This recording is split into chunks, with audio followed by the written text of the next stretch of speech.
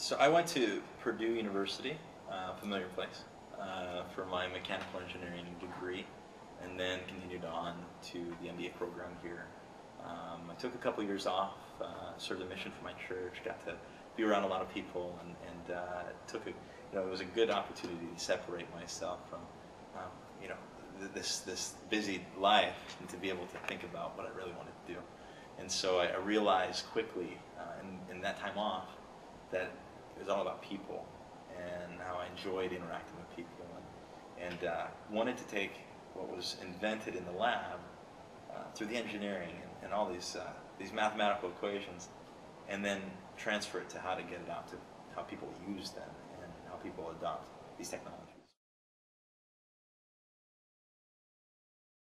So a lot of this is PowerPoint, and it's important to tell your story very quickly, to be able to put together the team that's going to convince them that you know what you're doing.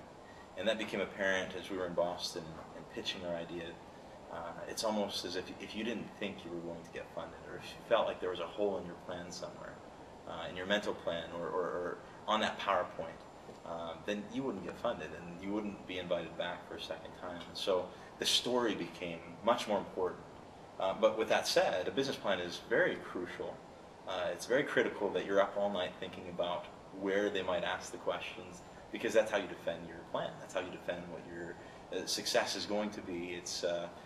They're going to be giving you money, and so if they have any questions or doubt about you spending their money wisely and you being able to return what they expect, then you simply won't get the money to start it up. And so the business plan is important, and it's important to work out all the kinks, but it's not in this 30-page document. It's more nowadays in a PowerPoint, at least in the industry I was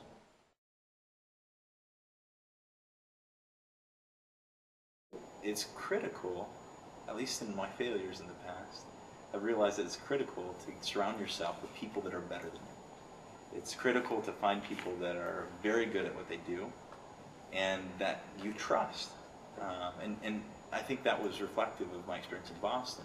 I have no doubt in my mind that it will be a successful venture. I have no doubt that the people around me are very intelligent and very good people.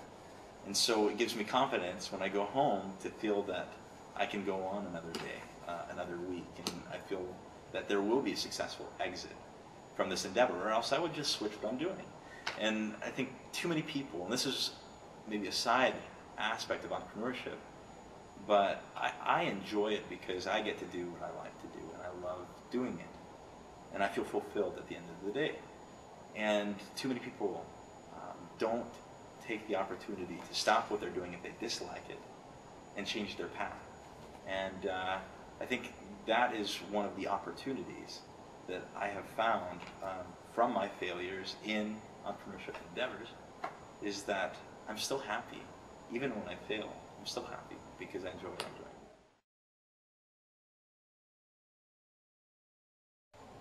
I think one of the important aspects of entrepreneurship that people don't talk about is being kind. How kind are we when we talk to people? When we go to conferences or things that we're interested in, we go to different events that people are there that we know are people that have high profile positions. Sometimes there's some people that are very arrogant. They get there because who knows, for whatever reason.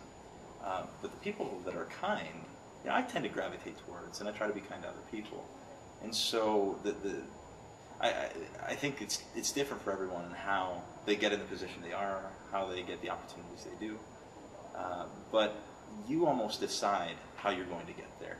If you're going to hit everybody else out of the way in the process, there's people that have been very successful doing that. But then there's also people that are very successful helping other people out and bringing them up to the top with them.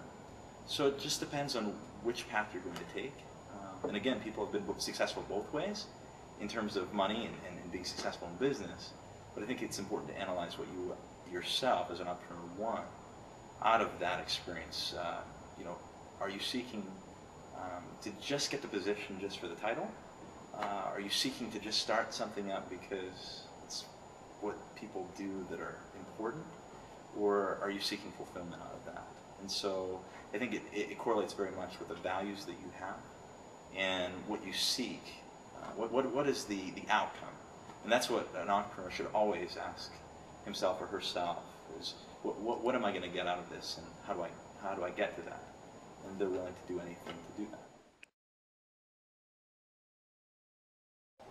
that. There are some people that are very good at being sustainers, that are able to run businesses and do the same thing and do it well.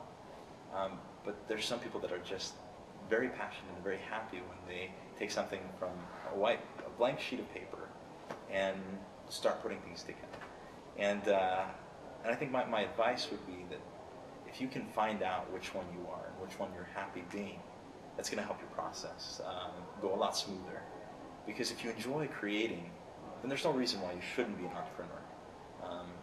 And with that said, it's important to learn as much as you can from people around you and from every circumstance. I think one more piece of advice that I would give is, that kindness aspect comes around again. If you're willing to help people, to put them in places where they would be happy, then I think people in general will help you to put you in places that you're happy. I think it's that golden rule where you do unto others. And maybe that's just my idealistic view on society, but I am very optimistic about the world. And maybe that's terrible to do because it doesn't hedge against the risk. That's the way that I choose to live. And if things happen that maybe weren't expected, then it's okay. You can always move forward.